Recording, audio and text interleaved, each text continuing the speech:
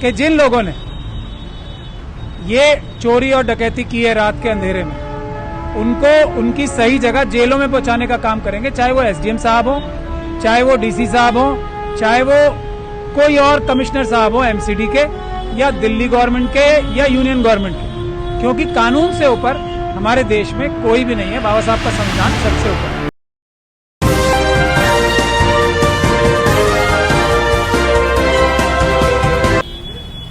दोस्तों, पल पल न्यूज़ से मैं हूं आपके साथ नदीम अकरम। इस वक्त मैं मामू भांजे की मस्जिद में मौजूद हूं, जो कि आप ये तस्वीर मेरे पीछे ख़ास तौर पर देख सकते हैं। जिस तरीके से यहां कार्रवाई की गई, उस पर तो लगातार सवाल खड़े ही हो रहे हैं, क्योंकि हम बार बार देखते हैं कि रात के अंधेरे में अक्सर ये कार्रवाई की जा रही है, और आज इसके ऊपर कई बार संज्ञान लेने की कोशिश की गई। तमाम वकीलों की टीम आज यहां मौजूद है, जो लगातार ये बुलडोजर की कार्रवाई कभी किसी मस्जिद पर, कभी दरगाह पर, तो कभी किसी नाम पर कर दी जाती है। एडवोकेट महमूद पराचा साहब भी हमारे साथ मौजूद हैं। सर, जिस तरीके से तस्वीरें यहां सामने आई मामू भांजे दरगाह को लेकर के, एक नोटिस चस्पा किया जाता है और रातों रात कार्रवाई करने की जरूरत पड़ जाती है।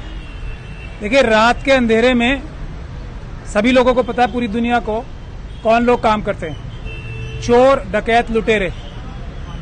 अगर कोई सरकारी व्यक्ति सरकारी काम करेगा, अभी भानु जी भी बता रहे थे, डीसी कपिल साहब ने भी आपसे बात की होगी, मेरे साथ इंदू जी भी हैं और राजेश जी भी हैं, तो ये बात आपको समझ लेनी चाहिए, जो रात के अंधेरे में काम करते हैं वो चोर, डकैत, लुटेरे होते हैं। तो जिन लोगों ने ये चोरी, डकैती और लूट मार की है यहाँ पे, उनके खिलाफ कानूनी कार्रवाई करने ही हम लोग आज आए हैं। हमारे पास यहाँ के मुतवल्ली साहब भी आए थे और दूसरे लोग भी आए थे। आज मैं इस बात पे नहीं जा रहा कि ये सारी जिम्मेदारी जो है, पार्लियामेंट ने जो एक्ट बनाया है, वक्फ बोर्ड बनाया जिसके बेसिस पे, ये सब बचाने की जिम्मेदारी उसकी है। आज मैं उस बात पे नहीं जाऊंगा, लेकिन मैं इस बात के लिए, भानु भाई हमारे साथ हैं और दूसरे हमारे लीगल टीम पूरी साथ है, भानु भाई और हम ये मिलके वादा कर रहे हैं सबसे कि जिन लोगों ने ये चोरी और डकैती की है रात के अंधेरे में, उनको उनकी सही जगह जेलों में पहुंचाने का काम करेंगे, चाहे वो एसडीएम साहब हो, चाहे वो डीसी साहब हो, चाहे वो कोई और कमिश्नर साहब हो एमसीडी के, या दिल्ली गवर्नमेंट के, या यूनियन गवर्नमेंट के, क्योंकि कानून से ऊपर हमारे देश में कोई भी नहीं है। बाबा साहब का संविधान सबसे ऊपर है। बाबा साहब का संविधान ऊपर है सर, क्योंकि हमने ये देखा कि 123 प्रॉपर्टीज के हिस्से में ये भी जमीन आती है, जिसका पहले से नाम सामने आ रहा था। तो कैसे देखते हैं कि एक एक कर, क्योंकि इससे पहले भी कई दरगाहों पर दिल्ली में बुलडोजर चलाए गए, मस्जिदों पर बुलडोजर चलाए गए। मुझे फिर वही मजबूरी में बात रिपीट करनी पड़ेगी कि ये वक्फ बोर्ड के जो चेयरमैन हैं, उनके साथ जो उनके चीफ मिनिस्टर हैं, उनके दबाव में या लालच में ये सब चीजें मिली भगत करके तोड़वाई जा रही हैं। मस्जिद, खानका और जो दरगाह हैं जितने भी, ये सब मजार जितने भी हैं, ये सब साजिश के तहत ये मिली भगत से तोड़वाए जा रहे हैं। इसके अलावा मैं आपको ये भी बता दूं कि कितने सारे वाल्मीकि मंदिर भी तोड़े गए। रविदास मंदिर के बारे में आपको सबको पता है कितना बड़ा एजिटेशन हुआ था। तो ये शेड्यूल कास्ट और माइनॉरिटी कम्युनिटी के ही जो रिलीजियस प्लेसेस हैं, उन पे ऐसा क्यों होता है, ये भी सोचने की बात है। यहाँ जो यहाँ के मानने वाले और यहाँ इस मजार की इज्जत करने वाले, उसमें आस्था रखने वाले हमारे बहुत सारे जो नॉन मुस्लिम लोग भी हैं, उसमें शेड्यूल कास्ट कम्युनिटी के भी बहुत बड़े संख्या में लोग यहाँ आते हैं। आज भी आप लोगों ने अगर यहाँ देखा होगा तो शेड्यूल कास्ट कम्युनिटी के भी लोग, इतनी सारे लोग यहाँ आते हैं। उनकी आस्था को जो ठेस पहुंचाई है, उसके बारे में भी कानूनी कार्रवाई की जाएगी। कानूनी कार्रवाई की जाएगी सर। हमने लगातार देखा है, जब जब ऐसी कार्रवाई होती है, एक वीडियो जो चेयरमैन है उनकी तरफ से अपलोड कर दी जाती है और बता दिया जाता है कुछ मीडिया वालों को बुला करके कि मुसलमानों की बड़ी जीत हो गई है, हमने कोर्ट में बड़ी जीत हासिल कर ली है। तो ये कौन सी जीत है जो बार बार कार्रवाई होती जा रही है? यही तो जीत बताते हैं अपनी बार बार, वो जो मनुवादी ताकतें हैं, आरएसएस की ताकतें हैं, उनके साथ मिलकर ये खुद काम करा रहे हैं। यही तो जीत बताते हैं वो। अब ये आवाम को सोचना है कि उनको ये जो जीत बता रहे हैं उसको वो समझ पा रहे हैं या नहीं समझ पा रहे हैं।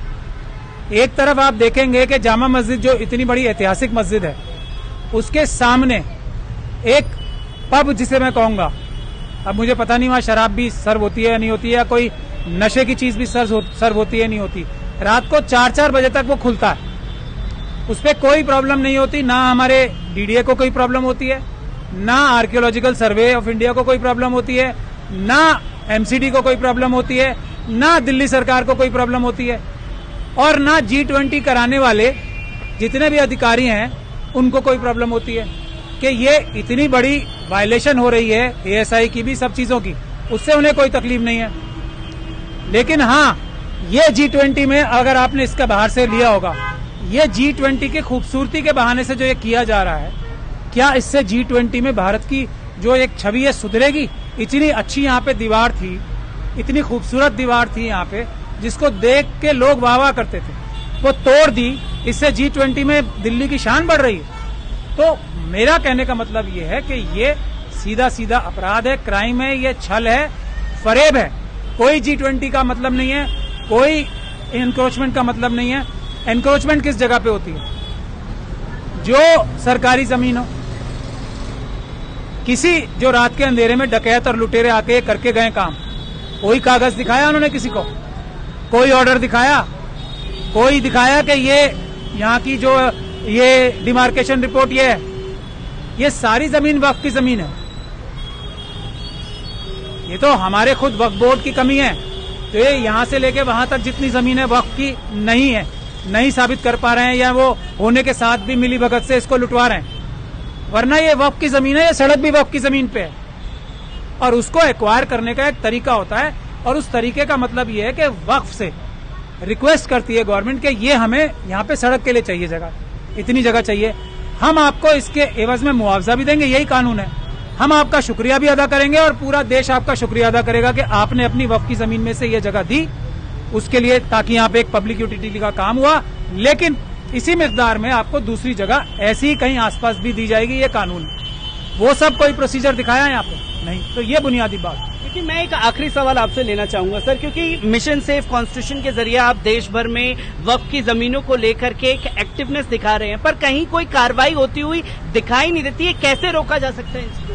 नहीं, ऐसा नहीं है कि कार्रवाई होती नहीं दिखाई दे रही। हैदराबाद में हम जहाँ गए हैं या दूसरी जगहों पे जहाँ भी गए हैं, वहां भी और यहाँ भी देखिए आप, यहाँ पे एक जो इतने पुराने, इतने जो चीफ थे सब चीटिंग और बेईमानी करने के लिए, उनको सस्पेंड किया गया ना, 3 बार सस्पेंड किया गया। और जो बिग बॉस थे, उस जो बेईमान अफसर थे जिन्हें 3 सीओ ने बेईमान ठहराया, उनको बचाने वाले जो बिग बॉस थे, उन्होंने 3 बार उन्हें वापस बुलाया, लेकिन तीसरी बार फिर अब दिल्ली गवर्नमेंट के सीनियर ऑफिसर्स ने उनको दोबारा सस्पेंड किया। तो ये आपको ऐसा नहीं लगता कि ये कुछ ना कुछ इस जो मुहिम चल रही है वक्त बचाने की, उसका नतीजा है? अब एक बेईमान आदमी जाएगा तो आप देखेंगे कितनी प्रॉपर्टीज बचेंगी उससे।